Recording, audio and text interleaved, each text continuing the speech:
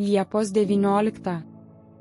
Argi neturėčiau gerti tos taurės, kurią tėvas yra man davęs? Jono Evangelija 18 skyrius 11 eilutė. Matome, kaip nuolankumo malonė šviečia visuose, net ir mažuose, mūsų brangaus atpirkėjo tarnavimo reikaluose.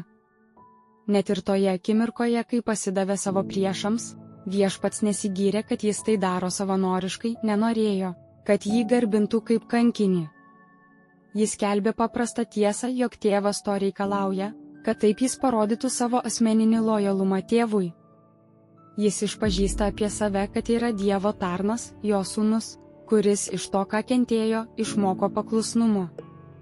Gali būti, kad jokia kita pamoka nėra labiau reikalinga viešpaties pasekėjams, kaip ši, kad turime savanoriškai gerti iš taurės, kurią tėvas pripildo, pripažindami tai, kad tėvas vadovauja ir tvarko visus mūsų reikalus, nes kaip pateptojo mokiniai priklausome jam. Taurė tai simbolis malonių ir skaudžių išbandymų. Taip kaip šventųjų gyvenime nieko neįvyksta be tėvo valios, taip ir viskas, kas jiems atsitinka, yra jo valios parodimas.